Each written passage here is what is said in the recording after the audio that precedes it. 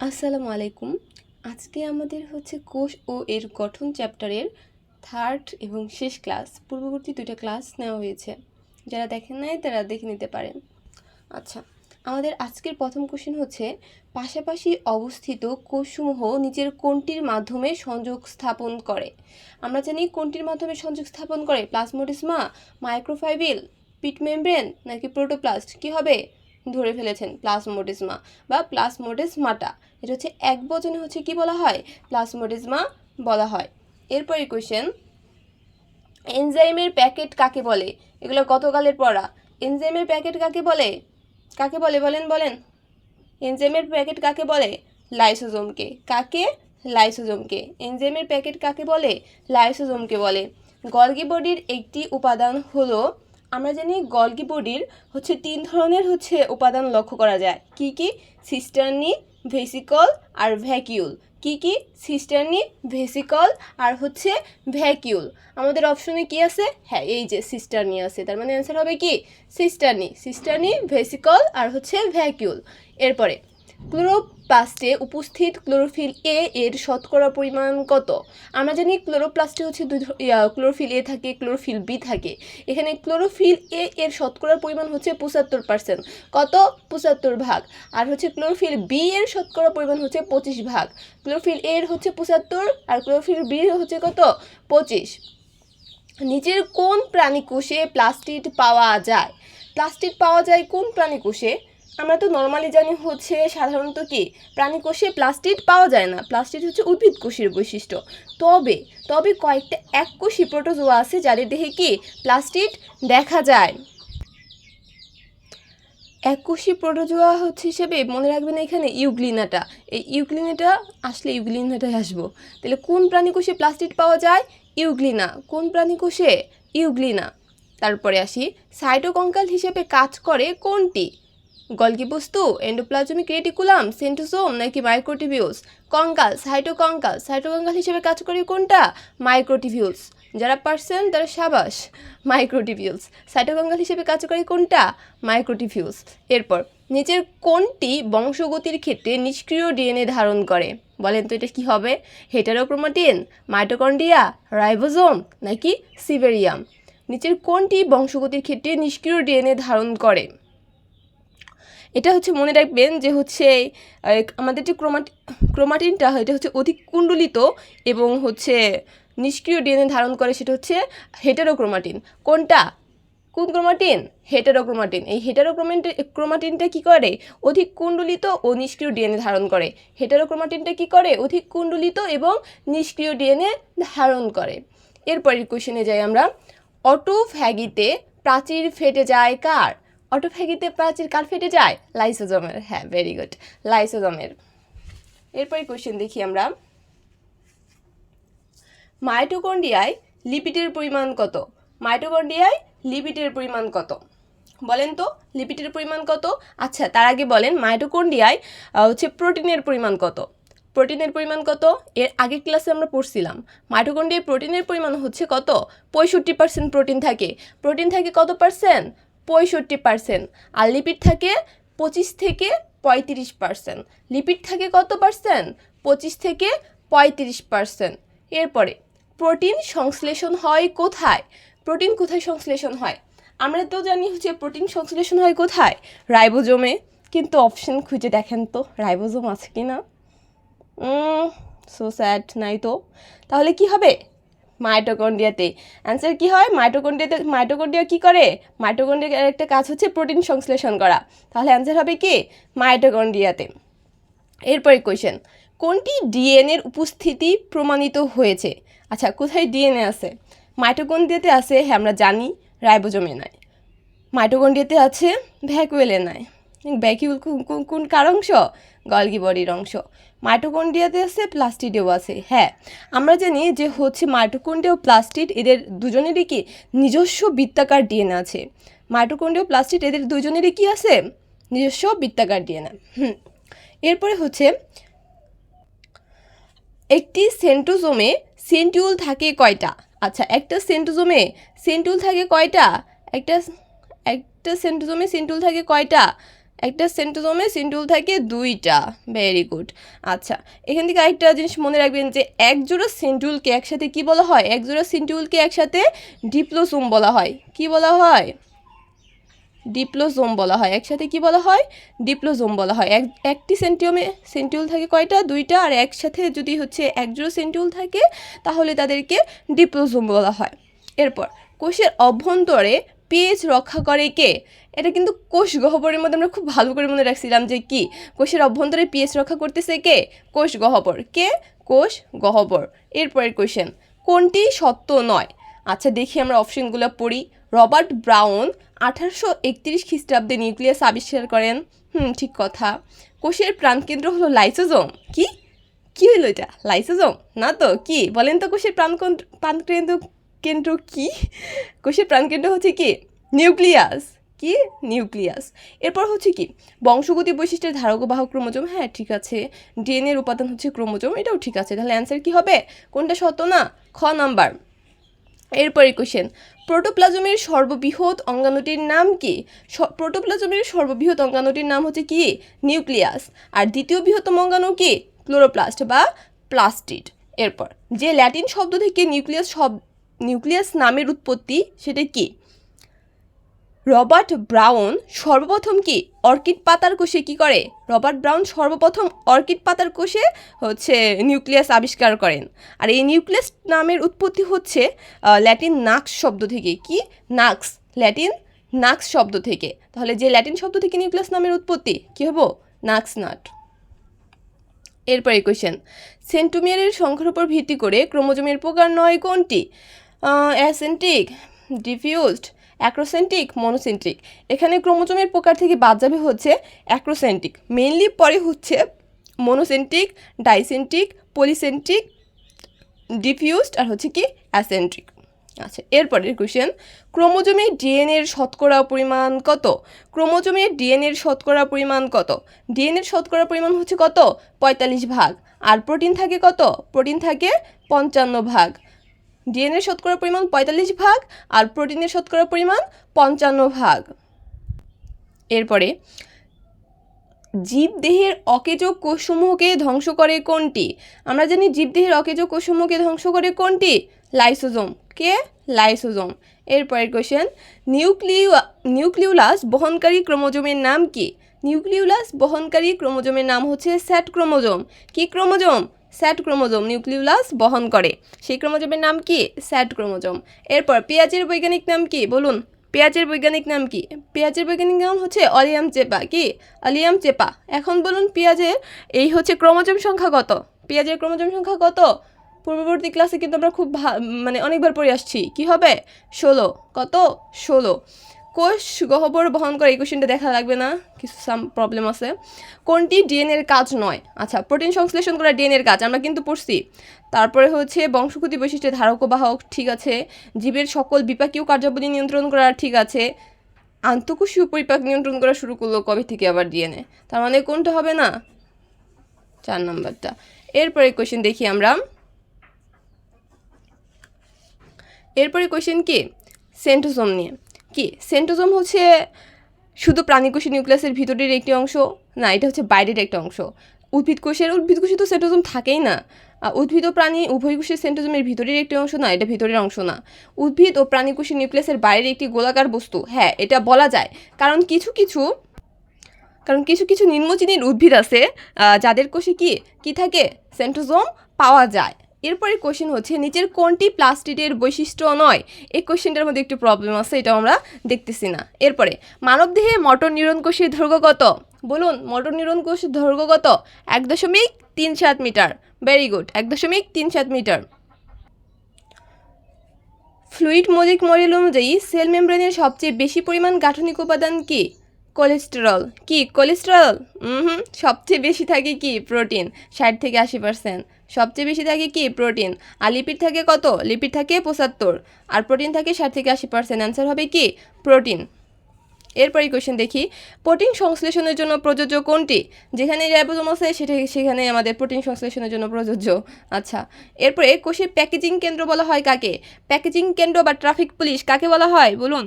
Packaging কেন্দ্র বা traffic police কাকে বলা হয়? গলগি বডিকে বলা হয়। সাবাস, গলগি বডিকে বলা হয়। এরপর সবচেয়ে ছোট কোষ কোনটি? সবচেয়ে ছোট কোষ কোনটি? মোটর নিউরন, ভাইরাস, নাকি হচ্ছে আর কি আছে অপশনে? আর আছে হচ্ছে কি পিপিএলও আর ডব্লিউবিসি। আমরা জানি সবচেয়ে ছোট কোষ কোনটা? পিপিএলও বা মাইক্রোপ্লাজমা। এখন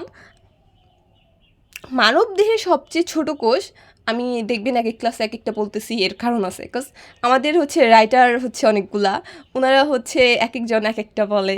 যেমন হচ্ছে মানব দেহের সবচেয়ে ছোট কোষ বলছে আমাদের মাজেদা ম্যাম শুক্রাণু। আবার হচ্ছে ক্ষুদ্রতম কোষ বলছে মাজেদা ম্যাম বলছে সবচেয়ে ছোট কোষ শুক্রাণু। আবার এইদিকে হাসান স্যার বলছে যে হচ্ছে মানবদেহের সবচেয়ে ক্ষুদ্রতম কোষ অনুচক্রিকা। আচ্ছা, যাই হোক, অপশানে যেটা আছে ওইভাবে হচ্ছে আমাদের অ্যান্সার করা লাগবে আর কি। ডিএনএ কত সূত্রক বিশিষ্ট? কত সূত্রক? দ্বিসূত্রক বিশিষ্ট। এরপরে কোয়েশ্চেন, কোনটি কোষ ঝিল্লির উপাদান নয়?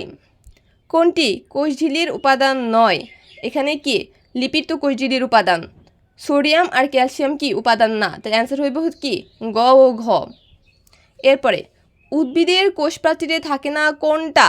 উদ্ভিদের কোষ প্রাচীরে কোনটা থাকে না? আচ্ছা, অপশন কি আছে? Lignin, pectin, suberin, glycogen. আমরা জানি কোষ প্রাচীরে পেকটিন থাকে, লিগনিন থাকে, সুপেরিন থাকে, কিন্তু গ্লাইকোজেন কি থাকে না, গ্লাইকোপ্রোটিন থাকে, গ্লাইকোজেন থাকে না।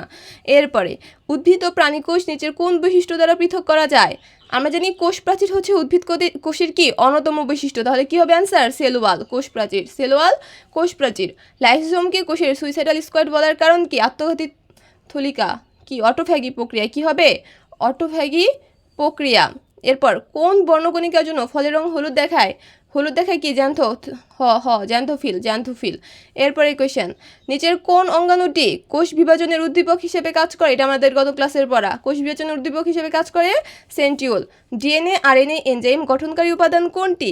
আমরা জানি হচ্ছে DNA RNA mainly nucleic acid আর হচ্ছে প্রোটিনের সমন্বয়ে গঠিত হয়। এই নিউক্লিক অ্যাসিডই হচ্ছে কি মেইনলি কি প্রোটিন। কি হবে অ্যান্সার? প্রোটিন। এরপরে কোয়েশ্চেন দেখি আমরা যে হচ্ছে প্রোক্যারিওট কোনটি? প্রোক্যারিওট কোনটা? ভাইরাস, ব্যাকটেরিয়া, ছত্রাক নাকি ফার্ন? ব্যাকটেরিয়া পারছেন আপনারা। দেখি আদিগোষী। এরপরে কোয়েশ্চেন কি উদ্ভিদ বিজ্ঞানের জনক কোন বিজ্ঞানীকে বলা হয়? বলুন। উদ্ভিদ বিজ্ঞানের জনককে? থিওফ্রাস্টাস। হ্যাঁ, থিওফ্রাস্টাস। উদ্ভিদ বিজ্ঞানের জনককে? থিওফ্রাস্টাস। কোষী জীবদেহের গাঠনিক ও কার্যকরী একক, এই মতবাদ প্রবর্তন করেন কে? কোষী জীবদেহের গাঠনিক ও কার্যকরী একক, এই মতবাদ প্রবর্তন করে হচ্ছে কে?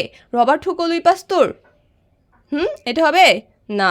অ্যান্সার কি? সোয়ান ও স্লেডেন। আমরা জানি কি সোয়ান ও স্লেডেন বলছিল কি কোষী জীবদেহের গাঠনিক ও কার্যকরী একক। অ্যান্সার কি? সোয়ান ও স্লেডেন।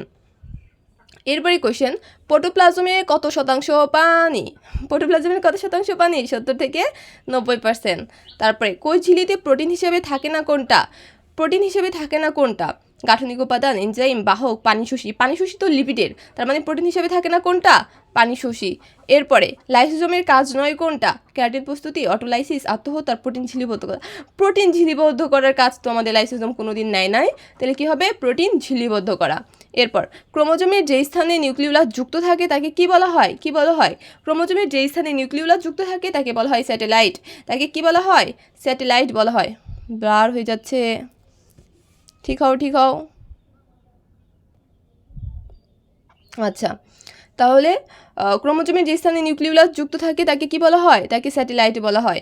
এরপরে কোশ্চেন, ঘোড়া এবং গরুর শুক্রাণু ক্রোমোজোম সংখ্যা কত? ঘোড়া এবং গরুর শুক্রাণু ক্রোমোজোম সংখ্যা কত? এখানে কি বলছে? ভালোভাবে দেখুন, শুক্রাণু বলছে। মেইনলি আমরা জানি ঘোড়া আর গরুর কত? ঘোড়ার হচ্ছে 64 আর গরুর হচ্ছে 60। যেহেতু শুক্রাণু বলছে তার মানে কি হ্যাপ্লয়েড। হ্যাপ্লয়েড হলে কি হইব? 32 ও 30। আবার সুন্দর করে 64 ও 60 দাগাইন না কেউ। এরপর ক্রোমোজোমের দুই বাহু সমান হলে তাকে কি বলা হয়? ক্রোমোজোমের দুই বাহু সমান হলে তাকে বলা হয় কি? দুই বাহু যদি সমান হয় তাহলে কি? মধ্যকেন্দ্রিক। তার মানে কি? মেটাসেন্ট্রিক। কি হবে? মেটাসেন্ট্রিক। আমি আসলে ফোকাস দিয়ে ভিডিও করি না, দ্যাটস এতক্ষণ ব্লার হইলো, এখন কেবল বুঝতে পারলাম যে আসলে কি মানে, যাই হোক।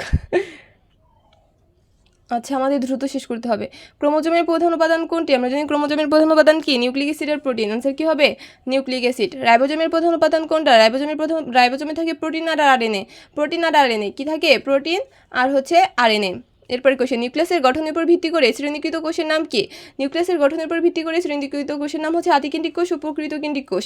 কি কোষ? আদিকেন্দ্রিক কোষ ও প্রকৃতকেন্দ্রিক কোষ। দেহকোষ আর জনন কোষ কি শারীরবৃত্তীয় কাজের উপর ভিত্তি করে ভাগ করা হয়েছে। দেহকোষ আর জনন কোষ শারীরবৃত্তীয় কাজের উপর ভিত্তি করে করা হয়েছে। এরপর প্রকৃত উদ্ভিদ কোষ কি দ্বারা বেষ্টিত? প্রকৃত উদ্ভিদ কোষ আমরা জানি কি অনন্য বৈশিষ্ট্য কোনটা? কোষ প্রাচীর। কি হবে অ্যান্সার? কোষ প্রাচীর। এরপরে কোশ্চেন, কোষ বিভাজনের প্রয়োজনে যে রাসায়নিক উপাদান দ্বারা প্রাথমিক কোষ প্লেট তৈরি হয় তার নাম কি? Gelatine, cellulose, pectin, hemicellulose. প্রাথমিক কোষ প্লেট তৈরি হয় আমরা জানি কি এটা হচ্ছে কি কোষ প্রাচীর থেকে আসছে কি পেকটিন। কি হবে অ্যান্সার? অ্যান্সার হবে পেকটিন। এরপর কোনটি মাইটোকন্ড্রিয়ার কাজ? সাইটোপ্লাজমের কাঠামো গঠন করা, কোষের শক্তি। মাইটোকন্ড্রিয়া মানে কি শক্তি, কোষের সকল শক্তি উৎপন্ন করে, এটা কি কাজ? মাইটোকন্ড্রিয়ার কাজ। এরপরে কোশ্চেন, ডিএনএ ও আরএনএ কোথায় সংশ্লেষিত হয়? ডিএনএ ও আরএনএ মাইটোকন্ড্রিয়া সংশ্লেষিত হয়? লাইসোজোমে, মাইক্রোভিলায়ে, কোথায়? মাইটোকন্ড্রিয়ায়। বোঝাই যাচ্ছে ডিএনএ ও আরএনএ কোথায় সংশ্লেষিত হয়? মাইটোকন্ড্রিয়ায় সংশ্লেষিত হয়। টমেটোর লাল রঞ্জকের নাম কি? মনে রাখবেন লাল রঞ্জক মানে লাইকোপিন। লাল রঞ্জক মানে কি? লাইকোপিন। লাল রঞ্জক মানে লাইকোপিন। লাল রঞ্জক মানে কি? লাইকোপিন। লাল লাইকোপিন, লাল লাইকোপিন। আচ্ছা, কোন রঞ্জকের উপস্থিতির কারণে উদ্ভিদের পুষ্প ও পাতা রঙিন হয়? কোনটির কারণে হয়? ক্রোমোপ্লাস্টের কারণে হয়। কোনটির কারণে হয়? ক্রোমোপ্লাস্টের কারণে হয়। কোন রঞ্জক পদার্থের কারণে উদ্ভিদের পুষ্প ও পাতা রঙিন হয়? আবার আসছে কোনটার কারণে? ক্রোমোপ্লাস্টের কারণে। বাওই আসা কোশ্চেন এগুলো সব। বহুনিউক্লিয়াযুক্ত উদ্ভিদ কোষকে কি বলা হয়? বহুনিউক্লিয়াযুক্ত উদ্ভিদ কোষকে কি বলা হয়? সিনোসাইটস। কি বলা হয়? সিনোসাইটস। সিনোসাইটস। নিউক্লিয়াসের আবিষ্কারক কে? কে বলতে হইবে এটা আমার? ব্রাউন। কে? Robert Brown. এই এখন যা যা কোশ্চেন বলতে পড়তেছি সব হচ্ছে রিপিট কোশ্চেন। ক্রোমোজোমে কোন প্রোটিন পাওয়া যায়? ক্রোমোজোমে কোন প্রোটিন পাওয়া যায়? নিউক্লিয় প্রোটিন ছাড়া কি অন্য কোনো প্রোটিন পাওয়া যাবে নাকি? নিউক্লিয় প্রোটিন। ক্রোমোজোমে কোন প্রোটিন পাওয়া যায়? নিউক্লিয় প্রোটিন পাওয়া যায়। এরপর অ্যাক্রোসেন্ট্রিক ক্রোমোজোমে অ্যানাফেজ পর্যায়ে দেখতে কেমন? আমরা জানি কি ভি হচ্ছে কি মেটাসেন্ট্রিক, এল হচ্ছে সাবমেটাসেন্ট্রিক, জে হচ্ছে অ্যাক্রোসেন্ট্রিক, জে কি অ্যাক্রোসেন্ট্রিক, আই হচ্ছে টেলোসেন্ট্রিক। তাহলে অ্যাক্রোসেন্ট্রিক কোনটা হবে? J shaped. টমেটোর বৈজ্ঞানিক নাম কি? লাইকো। লাইকো। টমেটো কিন্তু দেখতে কি হয়? লাল কালারের হয়, তাই কি লাইকো। তাহলে টমেটোর বৈজ্ঞানিক নাম কি? এত। বংশগতির ভৌতভিত্তি কি? কি হবে? ক্রোমোজোম। ক্রোমোজোম। আর জীবনের ভৌতভিত্তি কি? জীবনের ভৌতভিত্তি হচ্ছে কি বলেন? প্রোটোপ্লাজম। আচ্ছা, সোলানাম টিউবারেসাম কোন গাছের বৈজ্ঞানিকের নাম? সোলানাম টিউবারেসাম হচ্ছে কি গোল আলুর বৈজ্ঞানিকের নাম। কার বৈজ্ঞানিক নাম? গোল আলুর। আর যদি থাকতো সোলানাম নিগ্রাম, নিগ্রাম থাকলে হতো ছোলা। আর হচ্ছে যেহেতু টিউবারেসাম তাহলে এটা হচ্ছে কি গোল আলু। প্রকৃত ক্রোমোজোমের স্থায়ী উপাদান কোনটি? প্রকৃত ক্রোমোজোমে কি থাকে? ডিএনএ থাকে। কি থাকে? শুধু ডিএনএ। এরপর ব্যাকটেরিয়ার ক্রোমোজোমের উপাদান কি? ব্যাকটেরিয়ার মধ্যে শুধু ডিএনএ থাকে, আরএনএ, হিস্টোন, প্রোটিন তো কিছু নাই। কি থাকে? শুধু ডিএনএ থাকে। কোষ প্রাচীরের প্রধান রাসায়নিক উপাদান কোনটি? কোষ প্রাচীরের প্রধান রাসায়নিক উপাদান কোনটি? কোনটি? সেলুলোজ। সেলুলোজ। নিম্নের কোন অঙ্গের গঠন বর্ণনায় ফ্লুইড মোজাইক মডেল জড়িত? ফ্লুইড মোজাইক মডেল জড়িত কোনটার কারণে? এই কোষ ঝিল্লির কারণে। কোনটির কারণে? কোষ ঝিল্লির কারণে। রাইবোজোমের প্রধান কাজ কি? প্রোটিন সংশ্লেষণ। রাইবোজোমের প্রধান কাজ কি? রাইবোজোমের প্রধান কাজ হচ্ছে প্রোটিন সংশ্লেষণ। এরপর মাইটোকন্ড্রিয়ার ভিতরের ভাঁজকৃত অংশকে কি বলা হয়? ভাঁজকৃত অংশকে কি বলা হয়? ক্রিস্টি। কোষের পাওয়ার হাউস কোনটি? মাইটোকন্ড্রিয়া। পাওয়ার হাউস বা শক্তি উৎপাদন কেন্দ্র কাকে বলা হয়? মাইটোকন্ড্রিয়াকে বলা হয়। কোনটি ক্লোরোপ্লাস্টের অংশ নয়? স্ট্রোমা, গ্রানা, থাইলাকয়েড সবই ক্লোরোপ্লাস্টের অংশ নয়। কোনটি? ক্রিস্টি। এরপর নিউক্লিয়াসের আবিষ্কারক কে? Robert brown. নিউক্লিয়াসের আবিষ্কার কে? Robert brown. এরপরে দেখি অঙ্গসংস্থানিক সাদৃশ্যের উপর ভিত্তি করে উদ্ভিদের যে শ্রেণীবিন্যাস করা হয় তাকে কি বলা হয়? অঙ্গসংস্থানিক সাদৃশ্যের উপর ভিত্তি করে উদ্ভিদের যে শ্রেণীবিন্যাস করা হয় তাকে বলা হয় প্রাকৃতিক শ্রেণীবিন্যাস। কি শ্রেণীবিন্যাস বলা হয়? প্রাকৃতিক শ্রেণীবিন্যাস। এরপরে কোশ্চেন, অপ্রকৃত কোষী জীব কোনটি? অপ্রকৃত কোষী জীব কোনটা? শৈবাল, ছত্রাক, কলাগাছ, ব্যাকটেরিয়া। ব্যাকটেরিয়া আর কি। আচ্ছা, ফ্লুইড মোজাইক মডেল অনুযায়ী সেল মেমব্রেনের গাঠনিক উপাদান নয় কোনটি? গাঠনিক উপাদান না কোনটা?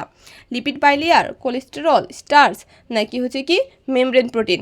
স্টার্চ তোমরা পড়ি নাই, আনসার কি হইব? স্টার্চ। আর সবগুলোই আছে মোটামুটি। ক্লোরোপ্লাস্টের ফটোসিনথেটিক ইউনিট কোথায় থাকে? ফটোসিনথেটিক ইউনিট কোথায় থাকে? থাইলাকয়েডের মেমব্রেনে। ক্লোরোপ্লাস্টের ফটোসিনথেটিক ইউনিট কোথায় থাকে? থাইলাকয়েডের মেমব্রেনে থাকে। এরপর উদ্ভিদের কোন কোষীয় অঙ্গাণুতে থাইলাকয়েড অবস্থান করে? উদ্ভিদের কোন কোষীয় অঙ্গাণুতে থাইলাকয়েড অবস্থান করে? প্লাস্টিডে। কোথায়? প্লাস্টিডে।